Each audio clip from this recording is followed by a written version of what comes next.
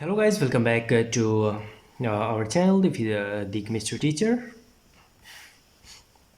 In this video, we are going to learn about the relative atomic mass and the relative molecular mass. So, first of all, we will learn about the relative atomic mass. One kind of the fundamental property of an atom is its mass. The mass of an atom is related to the number of the electrons, protons, and the neutrons present in that atom. Knowledge of an atom's mass is also the important in the laboratory work. But atoms are extremely small particles.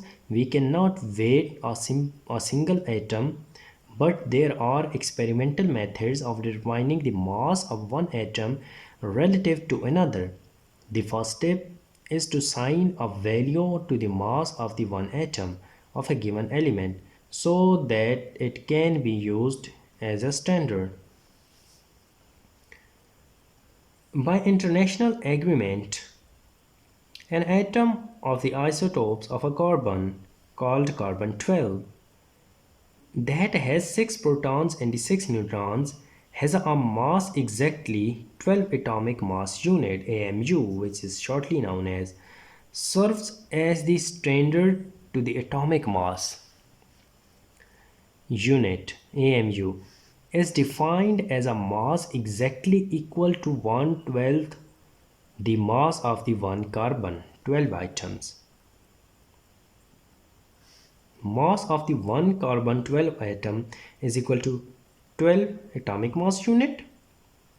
1 AMU is equal to mass of the atom of the carbon 12 divided by 12, which is what? The 1 AMU. Okay, the 1 AMU. So this formula is important to remember. Okay, and now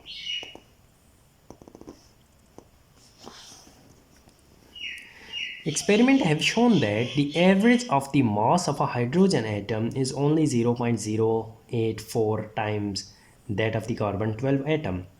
Thus, if we have accept the mass of the one carbon 12 atom to be exactly the 12 AMU, then the atomic mass of the hydrogen shall be 0.084 00 multiplied by 12, which is equal to 1.008 AMU. The similar calculation have shown that the atomic mass of oxygen is 16 AMU and that of iron is 55.85 AMU. Now the average atomic mass. When you look up the atomic mass of a carbon, you will find that its value is not 12 AMU but 12.01 AMU.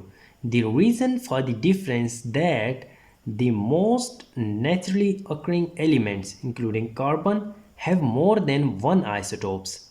This means that when we measure the atomic mass of an element, we must generally settle for the average mass of the naturally occurring mixture of isotopes. For example, the natural abundance of a carbon 12 and the carbon 13 are 98.89% and the 1.1% respectively. The atomic mass of the carbon 13 has been determined to be the 13.00335 AMU. Thus, the average atomic mass of the carbon be calculated as follow. So, the average atomic mass of the natural carbon, which is equal to 0.9889 into all this, so which will become 12.01 AMU. Note that the calculations involved in the percentages, we need to convert the percentage to the fraction. For example, 98.89% becomes the 98.89 divided by 100 or 0.9889 because there are many more carbon 12s than the carbon 13 atoms and the naturally occurring carbon. The average of the atomic mass is much closer to the 12 AMU than the 13 AMU.